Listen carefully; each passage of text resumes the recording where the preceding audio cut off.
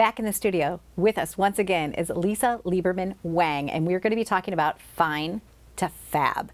Hello, my friend. How are you? I'm doing amazing. I'm so happy to be here, as always. You've been doing a lot of traveling. Yes, I have. Been speaking everywhere. Yes. Having fun. Absolutely. Changing lives. That's my plan. Absolutely. I was like, I've been watching you through Facebook. I've been watching you through LinkedIn, and I've been seeing the testimonials, and it always makes me feel so good because I sit back, and when I watch them, I'm like, oh, I know Lisa, and she is that great, you know.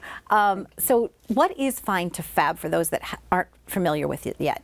F.I.N.E to Fab is all about breaking through the challenges that weigh you down, whether it be through depression, disordered eating, or self-sabotage. And I think self-sabotage turns out to be many different things to everybody, right? It could be through using food or alcohol or drinking or stinking thinking or losing yourself in social media, right? Where people just get lost. They don't want to exist outside of themselves, and they're living as voyeurs because they don't know how to love themselves where they're at. So you have this wonderful corporation, you have this great book going on, and now you also have a foundation. Tell us about that. How was that born for you? Well, how the foundation was born was actually by a need. It ended up happening that when we started F.I.N.E to Fab, it was all about helping women. And that was what I thought it would be, because that was my passion, and I wanted just to make a difference, and expanded into men. And then we realized there's a whole nother sector. We know who they are. They're younger adults, right? They'll be one day adults. And one of the things we found, Donna, is there was a lot of people out there that had a similar story than I did. You know, I grew up in a traditional dysfunctional family, I call, like everybody's family. Nobody has a perfect family other than Leave It to Beaver, right?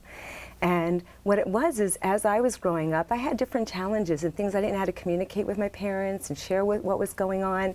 By the time I was 16, I was sexually abused on a date. And I remember, you know, saying something to somebody, and they said, "Oh, don't tell anybody. Don't tell your dad, he'll be upset with you." And thinking I did something wrong instead of the person did something wrong. And that was like the beginning of my eating disorder. That was the beginning of my journey of thinking there was something wrong with me, and then it ended up, unfortunately, because then you become the victim, you don't know how to deal with it, you end up putting yourself, at least I did, I put myself in other situations where I was attacked by an employer at 18 years old. And the funny thing is, when I was attacked by an employer, my dad, you know, I got fired for reasons known to me. And what it was is my dad actually sued the guy.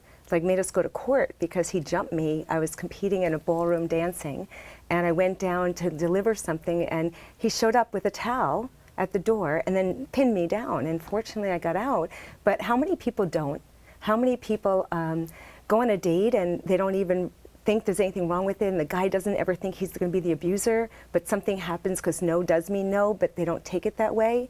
And then all of a sudden, this young girl, and I say young girl or any age, you know, goes through this thing of thinking, what did I do wrong, or how did I protect myself, or now there's something wrong with me, or maybe I need to get bigger so people won't look at me and I can protect myself because I couldn't protect myself before. How is the foundation helping children? Well, it's not just children. It's children, women, disabled. We're looking to get into the schools so we can start making a difference at an early age, where they don't necessarily have the voice to say something to their parents or their teachers or their guardians, but to be able to be in an environment where they can learn experimentally, workshops-wise, coming in with different design programs that we want to do. The foundation was designed so that we can get supporters. A lot of the times the schools won't let us in unless, you know, if you ask for money, they'll obviously not let us in. We figure if we go in for free, that will be one way to get in and start making the difference. So the foundation, we're actually going to be certifying people to do this. Oh, and wonderful. Yeah, we think it's important. One of the things about the foundation founders, I need to say, is not just me. You know, I started it, but I started it because of the faculty I put together for F.I.N.E to Fab. You know, we run a 10-week transformational program and retreats, but all the people that work with our clients have all had their own story, whether it be through abuse or alcohol or drugs or depression or whatever it is, or spending, like whatever it is, they got over, and they're unbelievably successful. But so we wanted to get in there, but we want to have what I call trusted guides. Okay. And a trusted guide is someone who's already walked the path, not like I'm going to tell you what to do, but I've never done it, but I've walked this path and I'm going to help you now. I'm going to take you by the hand. So through this certification program, we're going to certify people to be, as we talked about in a prior show, NAPS, which is Neuro-Associative Programming, teaching them the neuroscience to be able to understand if we can program people to do what computers to do what successful people do. We can program people to do what other successful people to do. So we'll certify them so we can get this all over the United States and even further in the future. I mean, that's the big picture, is to go further. One of my missions from the very beginning for F.I.N.E to Fab was to touch more lives than Oprah. And I never thought it would be through me. It always was like me sharing with you and then you helping somebody else who helps somebody else.